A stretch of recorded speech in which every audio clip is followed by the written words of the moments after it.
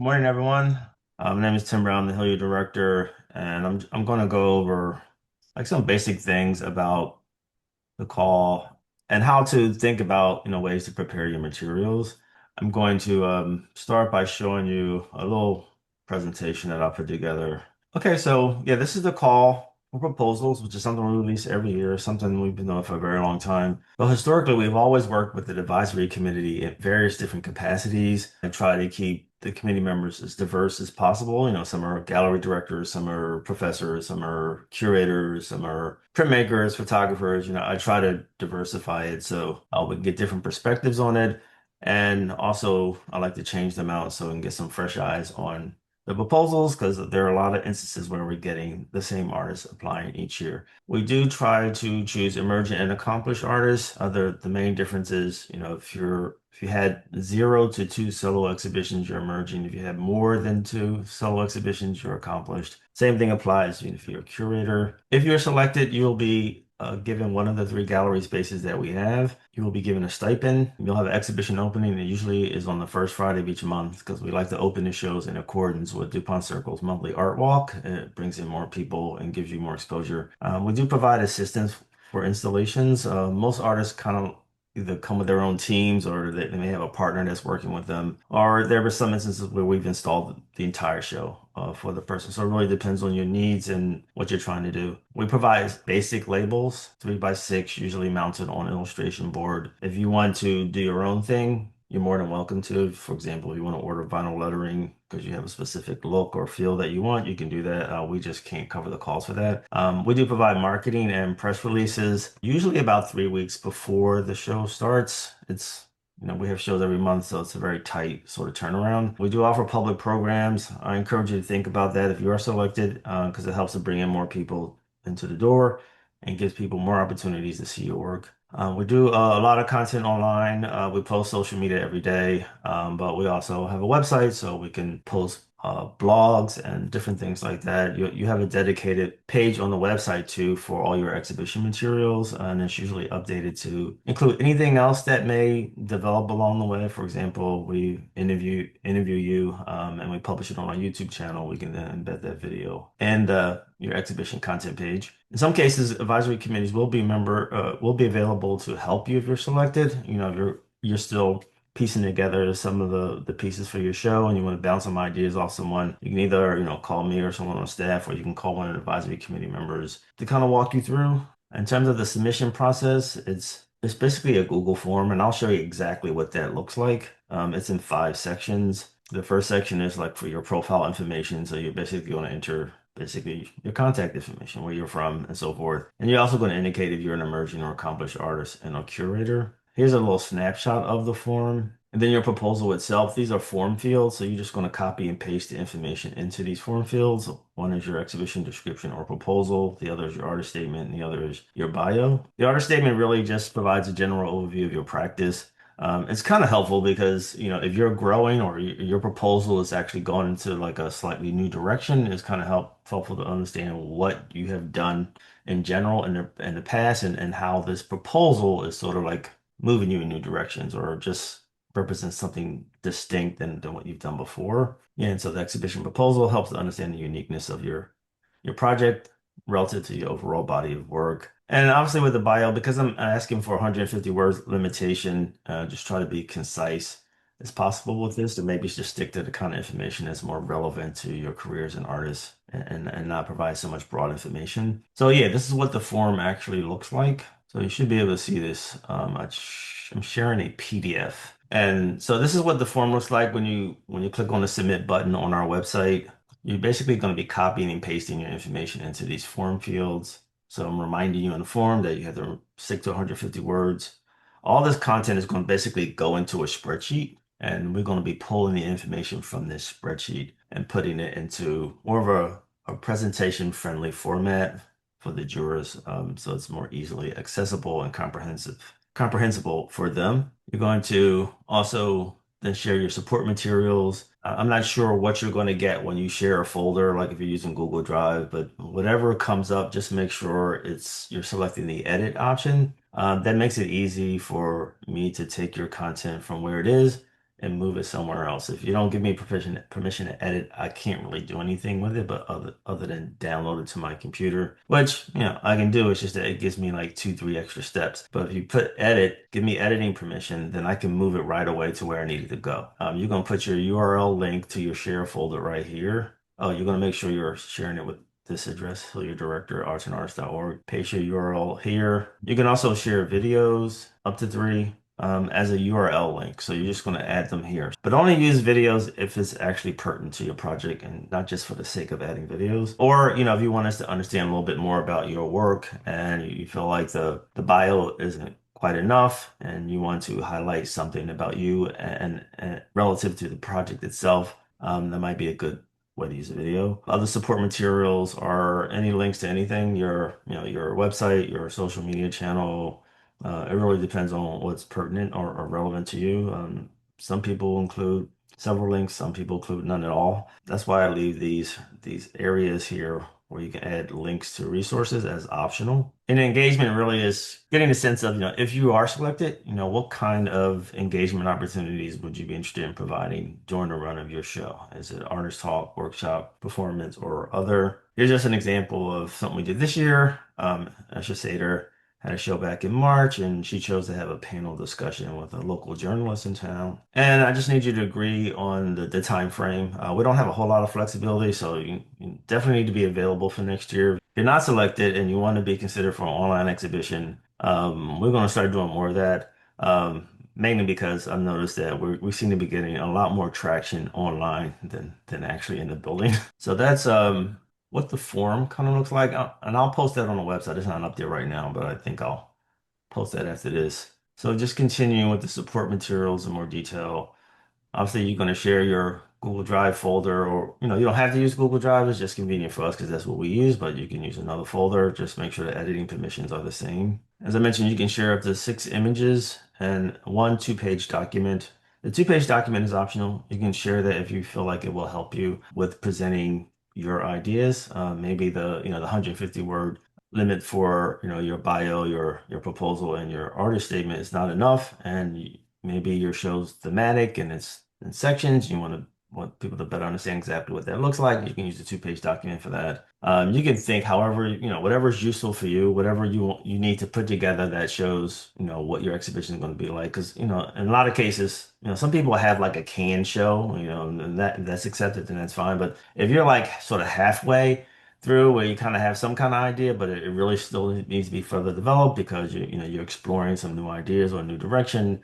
You can just show one, two examples and maybe, show also some conceptual sort of ideas or diagrams or things that just more representative of the ideas that you have in mind and not so much the works themselves. It does help to have some kind of visual reference though. Yeah, video guidelines, as you saw in the form, are really just accepting URL links, and you can present them a variety of different ways. You can also present them, if you're a little tech savvy and you want to just set up a one-page website, a web page with different aspects of your show. If you want to synthesize it a little bit more, because the form, I'm just asking you for distinct areas and different things, images here, document here, form field here. But there could be ways where you just like to make it easier for people, you can just synthesize the whole thing in like one web page. Now, when you submit the form, it's going to actually show up in your email. The whole form will show up in your email. Everything that you submitted will be right there in the message. And at the top, it's going to say edit form or something like that.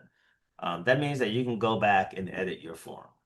So don't feel like you need to be under a whole lot of pressure to get it right when you hit the submit button, because you can go back and make some adjustments to the form. The only thing I suggest is if you do that, try not to wait till the last minute because I may not capture your changes if you're doing it like the day before. We do choose emerge and accomplish arts, and I try to choose 50% of each or try to maintain a balance. So I'm including as many people as possible. Here's what the evaluations look like. So I use these three categories of innovation and originality, subject matter and content, craftsmanship and technique. Their ours are arranged too by location, but mainly so that I can sort of evenly distribute the submissions because we get more from DMV than we do from the other areas. So like what the Maryland submissions we get from Maryland, for example, may be the exact same number we get from the United States, all states outside the DMV area. And I asked them to think of this scale sort of rating system when they're rating artists in these three categories or curators in these three categories.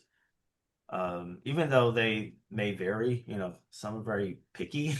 Some of them like their highest score is like a 6. I'm like, really? And then there are some like the highest score is a 10. It doesn't really matter to me in the end because what I'm actually looking for is for at least three committee members to agree on their selections as their top pick. If someone gave you like straight 10s, but there's only one person, it's not enough to be considered because I'm trying to form a consensus. I think sometimes it's hard to include everyone because the work that we receive is so different. So I decided to create two levels of categories for each one. Subject matter is something that people can identify with a lot easier because they can just see it. They can see what a portrait is or a landscape is or something like that. But conceptually they may not always get it, right? So I try to encourage them to weigh both, not just the subject matter in terms of what they see, but the content underlying what they see. Perfect examples like this. This is a photographer we had earlier this year. Now you look at something like this, like it's a protest, it's very sort of provocative and sort of captures your attention like right away. But at the same time, it could be, kind of typical of what you might see every day, right? So, but he has some interesting ideas underlying this, his photographs. I didn't actually had no idea he was a philosopher. And so he was thinking about the way that Carl Jung, for example, informed him and his concept of synchronicity and how, how people intrinsically connect to one another and how he intrinsically connects to them. So it was a very it was a deeper way of understanding his approach to his work. Likewise with originality and innovation.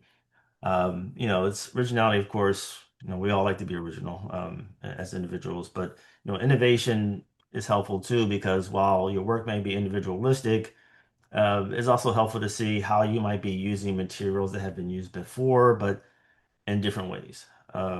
Because chances are the panelists have seen lots of works of art, especially in this area, and so they're probably going to be attracted by something that is being presented a little differently than what they've seen before.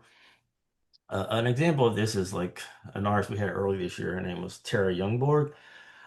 We don't get a lot, but we do get a lot of video projections that are incorporated into installations, and they have varied quite a bit. I mean, we had an artist like maybe 2 or 3 years ago that did something similar to this, but she had layers of translucent fabric, like 5 layers, and that the projection went through all 5 layers and created this very sort of multi-dimensional effect. She's doing something similar, but she actually built like a booth, a transparent booth. So the projection actually went around all the edges of it, which gave it a different kind of experience, and people could actually walk inside of it. So this is another example of how you can use a medium and push it kind of in new directions.